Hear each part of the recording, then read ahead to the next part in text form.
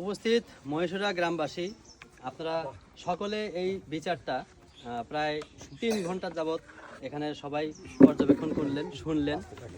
এখানে যে ঘটনাটাই সূত্রপাত হয়েছিল চাচা ভাতিজার মধ্যে, উভয়ই আমার আত্মীয়।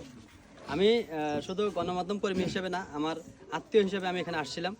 এই গ্রামে একজন মেম্বার আছে, যোগ্য মেম্বার, তার কথা আসলে এখানে বলে শেষ করা যাবে না। উনি যে কাজটা করছে যথেষ্ট ভালো একটা কাজ করছে, যেটা আদালতও করতে পারে না। আমরা যে ঘটনাটার সূত্র থেকে আজকে এটা আদালত পর্যায়ে গড়াতে গেছিল, তো মেম্বার সাহেব এবং এখানকার মুরব্বীরা তারা দায়িত্ব নিয়ে এটাকে ঠেকাই দিছে। আজকে আমি যদিও জানি যে আমাদের ধনুর থানার মধ্যে ধরেন এই গোপালনগর, মথুরাপুর এই এলাকাতে এই মামলা মোকদ্দমাগুলো কম হয়, মারামারি বেশি হয়, কিন্তু মামলা মোকদ্দমা কম হয়।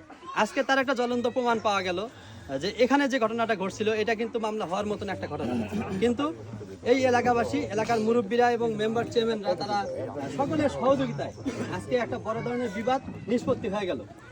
আমরা জানি যে এই চেয়ারম্যান সাহেব আমাদের গোপালনগরের একজন নক্ষত্র, আনোয়ার চেয়ারম্যান সাহেব, উনি যে বিচারে বসে সে বিচার সঠিকভাবে সম্পূর্ণ হয়, তারও একটা প্রমাণ আজকে আবারও পেলাম। তো আমরা ধন্যবাদ জানাই মেম্বার সাহেবকে, চেয়ারম্যান সাহেবকে এবং উপস্থিত এলাকার মুরব্বীদের সবাইকে, যে আপনারা এলাকার মধ্যে শান্তি শৃঙ্খলা রক্ষার্থে যে কাজটি করলেন, সেজন্য আপনাদের আন্তরিক ধন্যবাদ। সেই সাথে আমি একটি কথা বলতে চাই যে আজকে যে বিচারের রায়টা হলো, হিউজ পরিমাণ অ্যামাউন্টের একটা টাকা, কিন্তু এটা কেউ মাথায় রাখবেন না যে টাকা দিয়েই কিন্তু আমরা মারলাম, পিটলাম, তারপরে টাকা দিয়ে সমাধান হয়ে গেলাম। আসলে কিন্তু টাকা দিয়ে সমাধান না, এখানে চাচা ভাতিজার ঘটনা, এই কারণে হয়তো অর্থদণ্ডের মাধ্যমে এখানে একটা নিষ্পত্তি করা হলো, কিন্তু যে কোনো ঘটনা যে টাকা দিয়ে ঢাকা যাবে এমন কিন্তু না। আপনারা সতর্ক হয়ে যান যে এরকম ঘটনা যেন আর না ঘটে।